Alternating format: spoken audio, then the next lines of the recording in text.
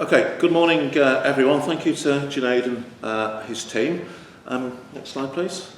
A few different areas I'm going to talk about. I'll go straight through without delay. Firstly, why does terrorism financing matter? Well, historically terrorism requires a great deal of logistical support.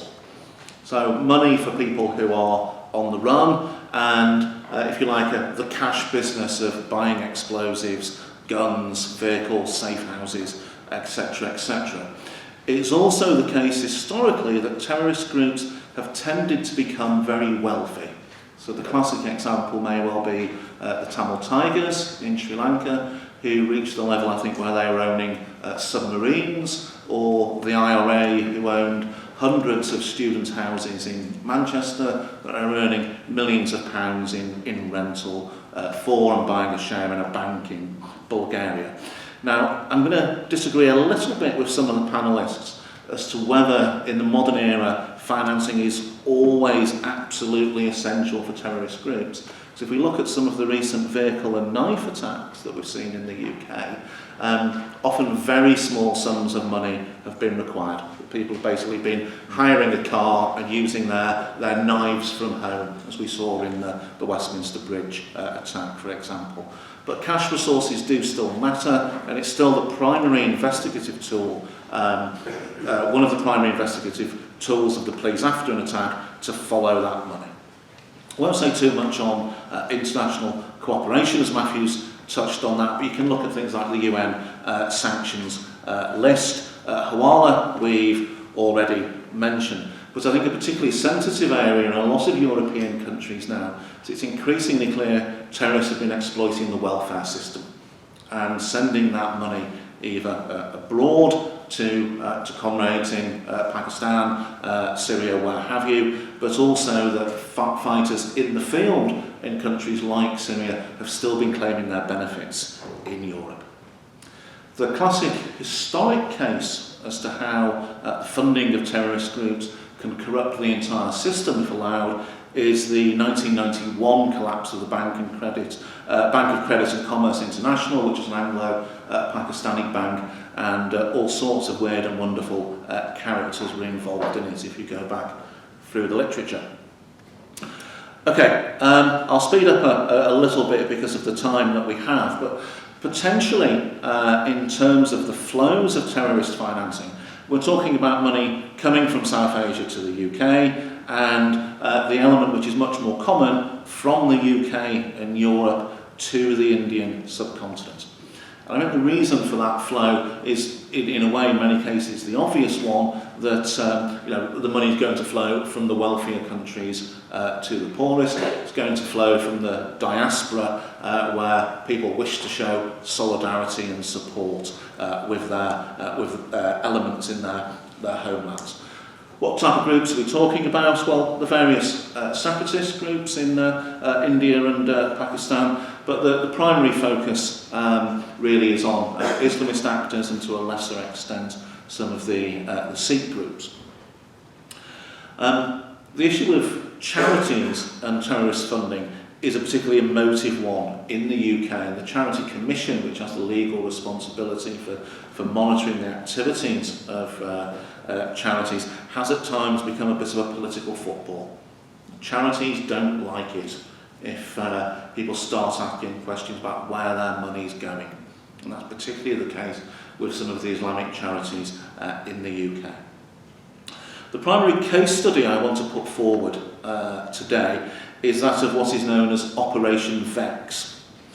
And this is an investigation by Her Majesty's Revenue and Customs that appears to cover a whole series of financial frauds going back to the 1990s in the UK.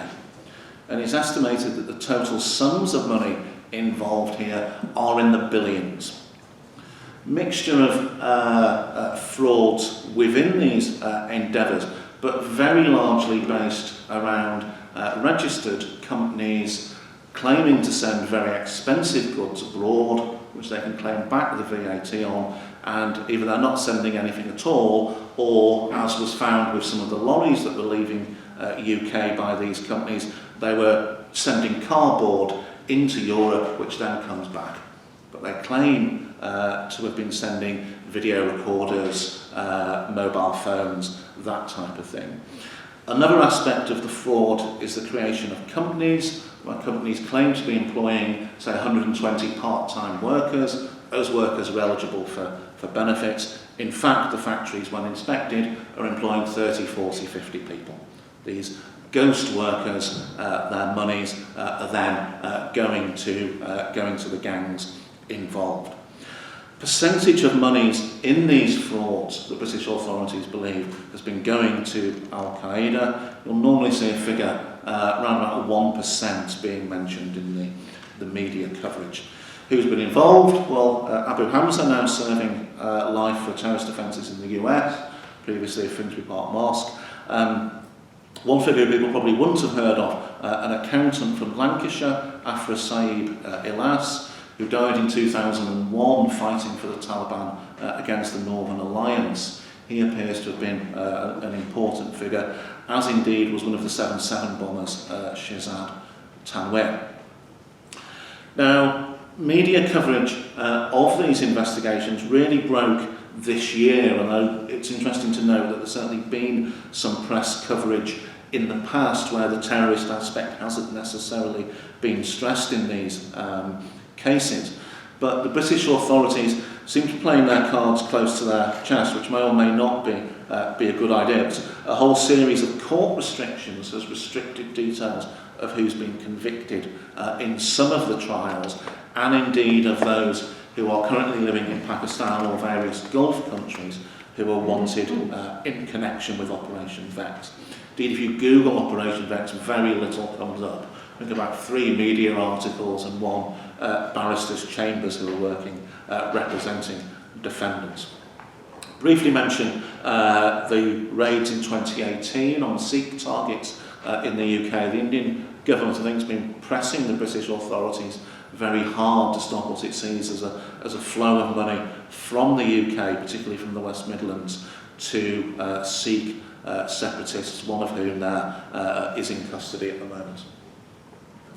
Now, it's my argument that these events overlap with a change in the sort of political and legal relationship between the UK and its former colonies. And what we're beginning to see is representatives or individuals from within the British state increasingly take on significant roles in some of the Commonwealth countries. We're seeing it in Jamaica in terms of policing. Remarkable number of British police officers who've taken jobs in Jamaica, looking at organised crime, drugs, gangs, having liaised previously with Jamaican police from UK positions. But we also have the former Labour MP Mohammed Sawar here, who didn't get the position he wanted in the House of Lords, went back to Pakistan and became governor of the Punjab. And this also overlaps with what I'd argue is the extended legal reach, or certainly the concern of the British state about events in Pakistan in a range of areas. So Britain is concerned that British standards of family law apply to its nationals in Pakistan, issues around forced marriage, increased concern with regards obviously to terrorism, financial crime and serious crime. So the British embassy in Islamabad is an extremely busy place. I won't say too much on the various UK acts, but from the Terrorism Act 2000 onwards, we've taken these issues seriously.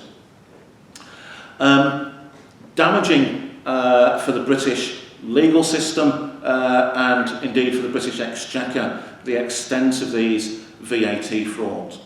We also, I think, have a political problem that whilst we don't have an extradition treaty formally with Pakistan, we do with India, but there's a question as to how well that is actually working. And you'll see the clip there, some of the people who the Indian authorities have requested from the UK, and by and large the Indians are still waiting. Britain, as I said, doesn't have a formal extradition treaty with Pakistan. We've recently negotiated a memorandum of understanding over former Nawaz Sharif era finance minister. So quite a bit of work to do. So in financial terms, there's a reality here that terrorists do adapt, but they still need cash. So this is always, I think, going to be an issue for the authorities. We have an increasingly uneasy legal picture, both here in the UK and in relations between the UK and South Asia, and it's my contention that the British authorities will try to increase their own role, increase their own responsibilities. Haven't had time to talk about cryptocurrencies, that's one perhaps for another time. Thank you.